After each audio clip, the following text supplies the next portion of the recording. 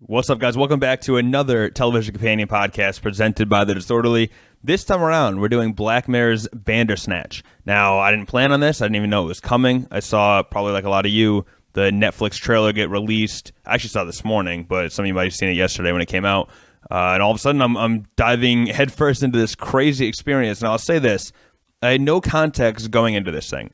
So it was a genuine surprise when that first question came up, right? For those unfamiliar, it's kind of like a choose-your-own ending, and I didn't know this going in. Also, very exciting to find out that way. So I know I can't really force that. I can't do it organically, but if you also discovered that it was this kind of thing the same way that I did, the payoff was pretty big. But to be fair, that may have been the Black Mirror effect. Like, I just have so much confidence in this franchise that I was sure that it would be an awesome experience, and that's really the best way to describe it. It was an experience. And it was amazing how immediately you felt the impact of it. You immediately start to question what you did wrong, right? So when I started, I chose the cereal at the beginning. I chose Kellogg's Frosties. I had to wonder what would have happened if I chose the other box. And I'm not going to start the whole thing over again. So I to this day, I still don't know what happens, if anything, right? There's no guarantee that anything happened at all. So when it came to bigger decisions, like whether or not to work at the gaming company, for example, I was in a borderline panic wondering if I made the right choice, almost as if, I was making a big decision in real life, and compound that panic by the fact that Colin tells me I chose the wrong path because I decided to go into the gaming company.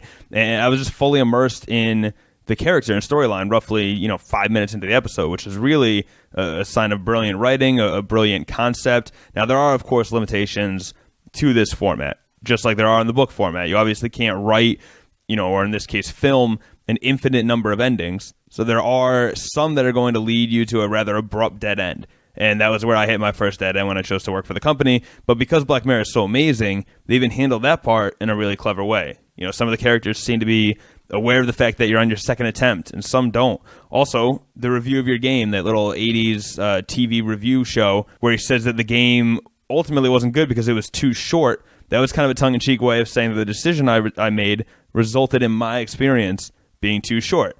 I appreciate that attention to detail. Obviously, they're constantly immersing you in this sort of fourth wall breaking. And my God, this thing, it was so sneaky about breaking into those meta elements. Like when Stefan says that he doesn't know what made him say no to that offer and that he felt monitored. I mean, think about it. I made him say no, and I was the one monitoring him, right? Obviously, if you made your way through the show, that they kind of play with that element even more, but that's the first time they mentioned it, and right away I was able to pick up on, what this show is trying to do. Is trying to show you that you are, in a way, a programmer, just as Stefan is the programmer within the show. And this is kind of a difficult show to cover, right? Because I don't really know exactly how to get into this, because you might have had a different experience than I did, but there are certain key elements, like I'm sure most people who made it through to the end credits, got to the suicide thing, right? We had to choose whether you or whether Stefan or Colin was going to jump off the building to prove that, just like Pac-Man, you can die again and again, but in a parallel universe, it doesn't matter. And goddamn was that part nerve-wracking.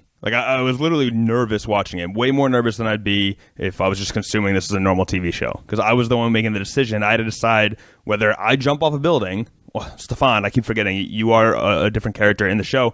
I had to decide whether Stefan was going to jump off the building or whether, you basically kill Colin. And this is about the point when something else started happening to me as an audience member. I started to feel bad for manipulating Stefan's mind. I was essentially the one that was driving him crazy, and you become aware of that when he starts to fight back against your choices, right? I believe it was a part where you had to throw tea onto the computer, and he stops himself from doing it and starts to fight against your choices. He starts to rebel against them. And perhaps the most mind-boggling aspect of the entire thing, I began to question the reality of what I was seeing just as Stefan was. Did I really kill Colin, and everything since that was a hallucination, or did I simply go back because I reached a dead end?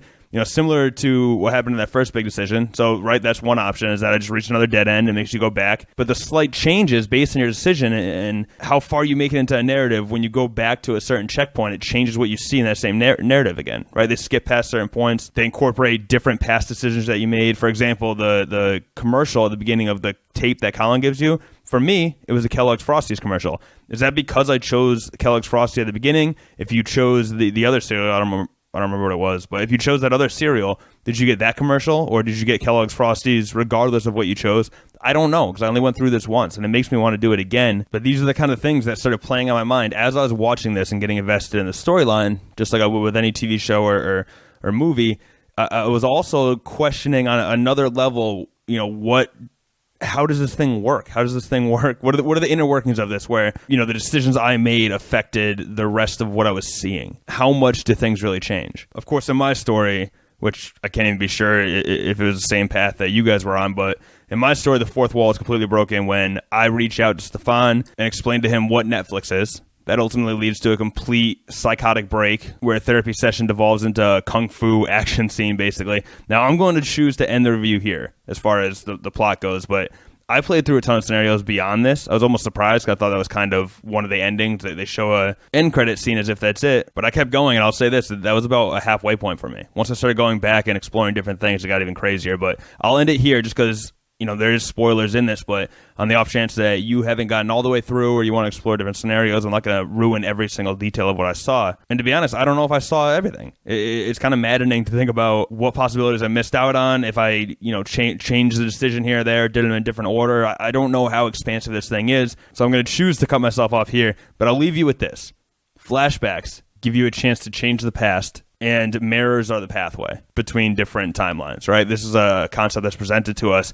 Now, the name Bandersnatch is a fictional character who appears in the famed Through the Looking Glass, obviously the prequel to Alice in Wonderland, and Through the Looking Glass has obvious tie-ins to the plot of this Black Mirror episode, right? Even if you want to look at it as going down the rabbit hole, but the whole idea that each decision means something and takes you down a different path, kind of a perfect tie-in with the name Bandersnatch. Also, if you want to take it one step further, here's another thinker. If mirrors are the pathway to the past, and you can change the decisions that you made, aren't we doing that while we're watching this episode? The original interpretation of Black Mirror is the screen, right? The computer screen or television screen, phone screen, technology. It all features this Black Mirror, both literally and metaphorically. So the whole name of the show is pretty symbolic. So by interacting with the screen while watching the show, I'm quite literally reaching out and touching the Black Mirror on my screen to change a decision that I made in the past, which is what he's doing as well. I mean, it just works on a lot of levels. It was a great show. It's a great episode. I'm excited for the next season of Black Mirror. And that's it. Just a quick little review for you guys. So please go to thedisorderly.com for the best in sports and entertainment. Rate, review, subscribe to this podcast on Stitcher, iTunes, Laughable, pretty much wherever you find podcasts. And I hope you guys have a great weekend and Happy New Year. Take care, guys.